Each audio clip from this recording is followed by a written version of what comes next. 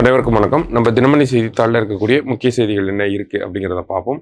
So இங்கே பார்த்தோம் அப்படின்னா நமக்கு காசாவில் இந்த போர் நிறுத்தம் அப்படிங்கிறது அமலுக்கு வந்திருக்கு. ஸோ போர் நிறுத்தத்தை பொறுத்த வரைக்கும் பார்த்தோம்னா அமெரிக்கா, கத்தார் மற்றும் ஈஜிப்த் போன்ற நாடுகள் எல்லாம் சேர்ந்து தான் இந்த போர் நிறுத்த ஒப்பந்தம் அப்படிங்கிறது கொண்டு வந்திருப்பாங்க. அதற்கு இஸ்ரேல் மற்றும் அந்த பாலஸ்தீனிய அமைப்புகள் தலைப்பில் வந்து பார்த்தோம்னா நமக்கு ஒரு போர் நிறுத்தம் அப்படிங்கிறது கொண்டு வரப்பட்டிருக்கு.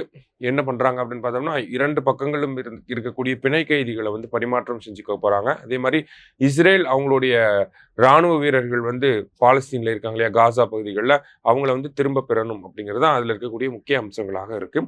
அடுத்ததாக பார்த்தோம் அப்படின்னா, எல்ல திருக்குறள் என்ன கொடுத்துருக்காங்க அப்படின்னா, எல்லாத எண்ணிச் செயல் வேண்டும் தம்மோடு கொள்ளாது உலகு அப்படின்னு சொல்லி கொடுத்துருக்காங்க. நம் நிலைமையோடு பொருந்தாதவற்றை உலகம் ஏற்றுக்கொள்ளாது. ஆகையால் உலகம் இகழ்ந்து தள்ளாத செயல்களை ஆராய்ந்து செய்ய வேண்டும் அப்படின்னு சொல்லி கொடுத்துருக்காங்க.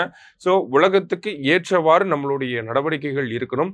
ஒரு சில விஷயங்கள் உலகம் ஏற்றுக்காது. அந்த மாதிரியான செயல்களை நம்ம செய்யாமல் இருக்கணும் அப்படிங்கிறத சொல்லியிருக்காங்க. திருக்குறள் எண் 470 அதிகாரம் தெரிந்து செயல்வகை. சரியா? அடுத்ததாக பார்த்தோம் அப்படின்னா நமக்கு செய்திகள் இன்னைக்கு குறைவு தான். ஒரு அப்பாயின்மெண்ட் ரிலேட்டட் நியூஸ் இருந்துச்சு. என்ன அப்பாயின்மெண்ட் அப்படின்னு பார்த்தோம்னா, சிஆர்பிஎஃப் தலைமை இயக்குனராக ஞானேந்திர பிரதாப் சிங் நியமனம் அப்படின்னு சொல்லி கொடுத்துருக்காங்க.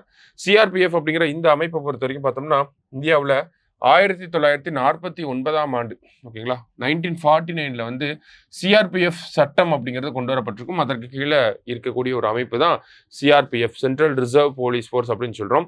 நமக்கு வந்து இந்த கலவரம் நடக்கக்கூடிய இடங்களில் பாதுகாப்பு, அதிகமாக கூடக்கூடிய இடங்களில் பாதுகாப்பு, விஐபி ப்ரொடெக்ஷன் அப்படிங்கிறது.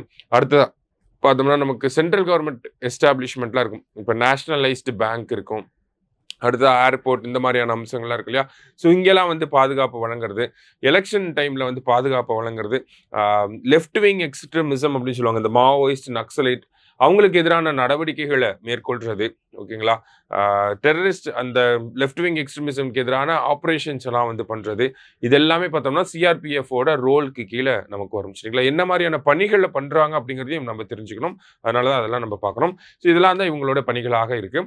ஸோ இந்த ஒரு அமைப்பு 1949 இயங்கிக்கிட்டே வருது. அதற்கு முன்னாடியே இருந்திருக்கும், ஆனால் வேறு பேரில் இருந்ததை 1949 தான் சிஆர்பிஎஃப் அப்படிங்கிற பேருக்கு கீழே கொண்டு வந்திருப்பாங்க.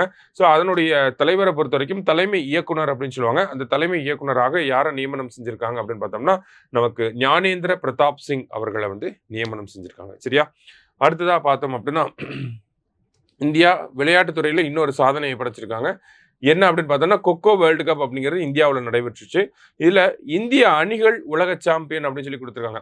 என்ன ஒரு காரணம் அப்படின்னு பார்த்தோம்னா இந்தியாவோட ஆடவர் மற்றும் மகளிர் அணி இரண்டு அணிகளுமே பார்த்தோம்னா கொக்கோ வேர்ல்டு கப்ல வந்து வின் பண்ணியிருக்காங்க. யாரை டிஃபீட் பண்ணிட்டு அப்படின்னு பார்த்தோம்னா 2 டீமுமே நேபாளை டிஃபீட் பண்ணிட்டு தான் வின் பண்ணியிருக்காங்க. சரியா? ஸோ இது ஒரு முக்கியமான விஷயமாக இருக்கு. போத் மென்ஸ் அண்ட் விமென்ஸ் கேட்டகரியில இந்தியா சாம்பியன்ஸா இருக்காங்க. சரியா? ஸோ இன்னைக்கு முக்கியமான ஆர்டிகல்ஸ் பார்த்துருக்கோம். நன்றி.